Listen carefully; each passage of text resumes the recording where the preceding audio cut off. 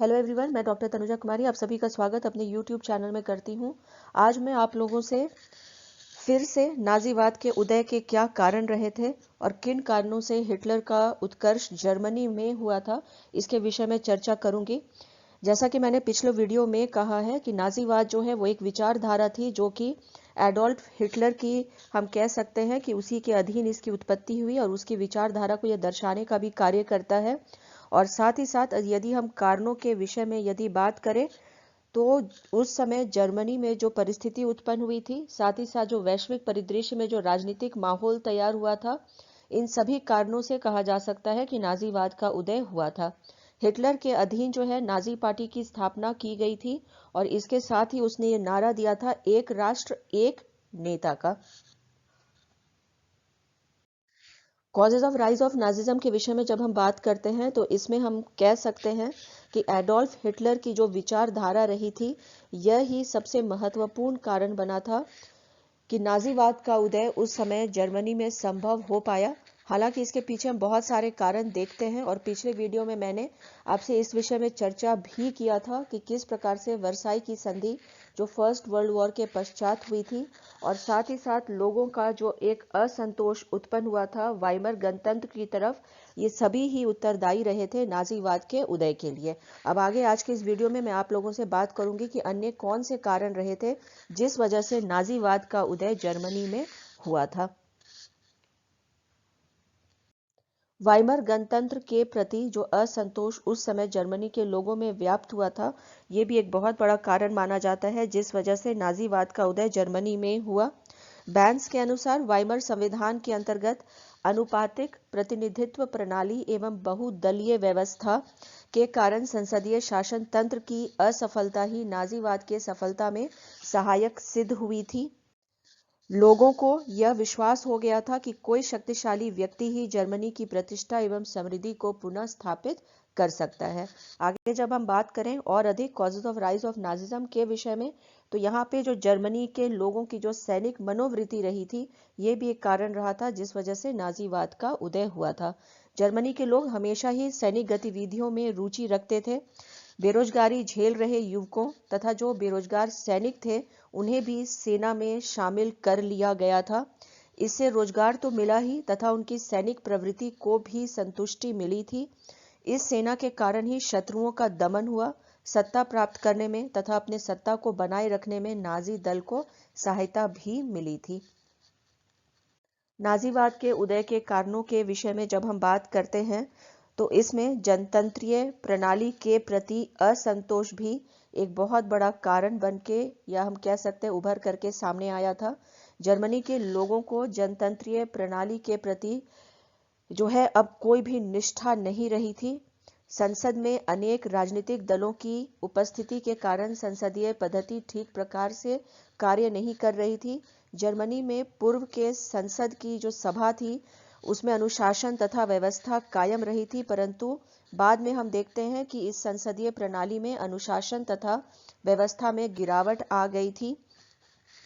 Germany के लोग नेताओं को झूठे वादे तथा उज्जवल भविष्य के वायदे से थक चुके थे। जर्मनी के लोग ऐसे व्यक्ति की तलाश में थे जो जर्मनी में पुनः संसदीय और जनतंत्रीय प्रणाली को बहाल कर सके।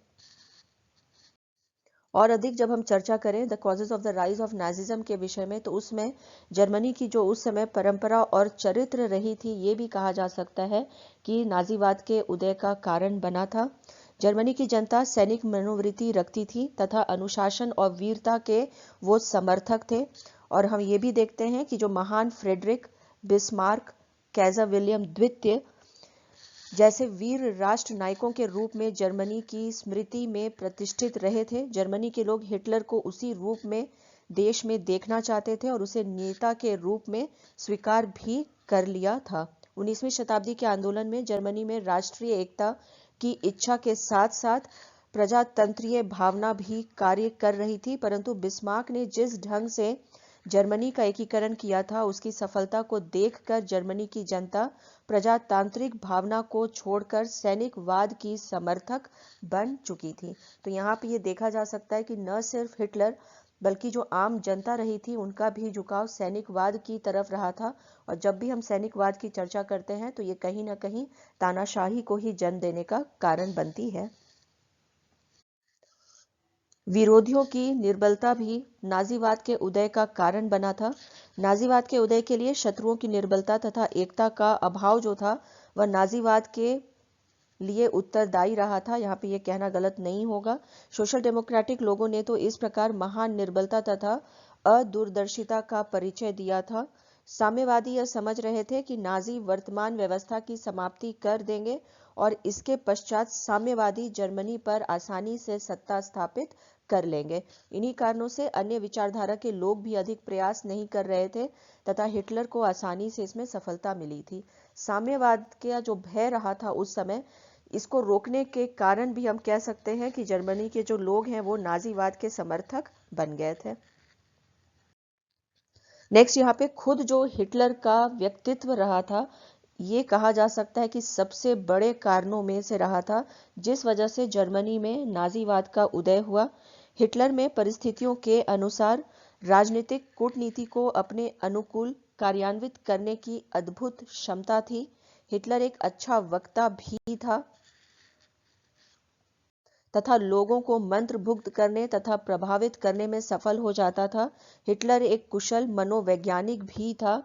वह एक चतुर जननायक भी था और एक श्रेष्ठ अभिनेता भी। हिटलर एक अच्छा साधन संपन्न आंदोलनकारी रहा था तथा एक योग्य संगठनकर्ता भी था। तो यहाँ पे ये देखा जा सकता है कि जितने गुण होने चाहिए किसी भी एक अधिनायकवाद तंत्र के समर्थक के अधीन, वो सभी हमें हिटलर में देखने को मिलता है, जिस वजह से नाजीवाद को उस समय जर्मनी में स्थापित किया जा सका था। दलीय सेना भी नाजीवाद के उदय के लिए उत्तरदायी रही थी। हिटलर ने अपने कार्यक्रम को लागू करने के लिए दलीय सेना का संगठन आरंभ किया था जिसके 2 अंग थे। उसके एक भाग को स्टर्म एल्बर्टंग कहा जाता था। यदि हम इसके विषय में और अधिक बात करें तो ये लोग जो थे वो भूरे रंग की कमीज पहनते थे। उनकी एक बाह पर लाल पट्टा रहता था जिस पर स्वास्तिक का चिन्ह बना हुआ होता था। ये लोग प्रदर्शन मार्च करते थे तथा सोशल डेमोक्रेटों और साम्यवादियों की सभाओं को बलपूर्वक भंग किया करते थे। सेना का दूसरा भाग जो था उसमें कुछ चुने हुए लोग हुआ करते थे और इसे हम स्कुत्स स्टाफलन के नाम से जानते हैं, जो काली कमीज पहना करते थे। ये दलीय नेताओं के अंग रक्षक होते थे और आदेश का पालन किया करते थे। धीरे धीरे यह सेना संगठित होती चली गई थी। 1920 में हिटलर ने अपने दल का नाम 1920 में national socialist German workers party की स्थापना हिटलर के द्वारा की गई थी।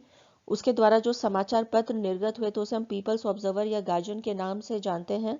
हिटलर के उत्कर्ष के विषय में जब हम बात करते हैं तो इसमें उस समय की जर्मनी की राजनीतिक, आर्थिक और धार्मिक स्थिति ही उत्तरदायी रही थी। यहाँ पे ऐसा कहना गलत नहीं होगा। जर्मनी की तत्कालीन राजनीतिक परिस्थितियां हिटलर के उत्कर्ष में उत्तरदायी साबित हुई थी।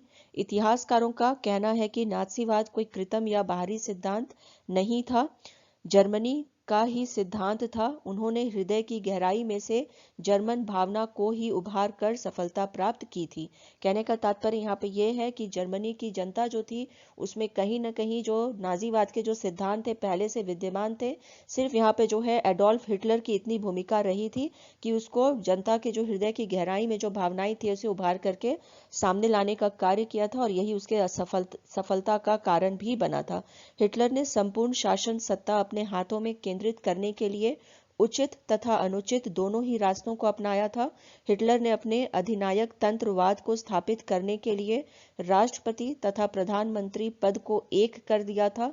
हिटलर के उत्थान के साथ ही जर्मनी में गणतंत्र का एक और प्रयास असफल हो गया था। हिटलर ने नाजीवाद के स्थापना के साथ उसने जर्मनी के राजनीतिक, अर्थव्यवस्था तथा विदेश नीति का निर्धारण भी किया था।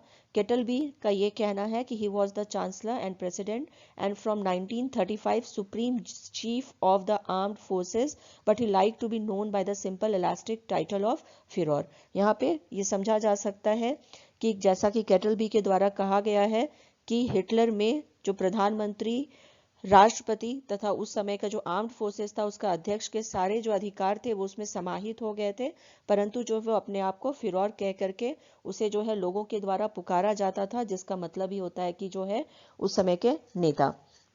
इसी के साथ अपने इस चर्चा को यहीं पे विराम देती हूँ। यदि आप लोगों को ये वीडियो पसंद आया हो तो प्लीज़ इसे लाइक करें, शेयर करें तथा मेरे यूट्यूब चैनल को सब्सक्राइब करें। Thank you. Stay connected.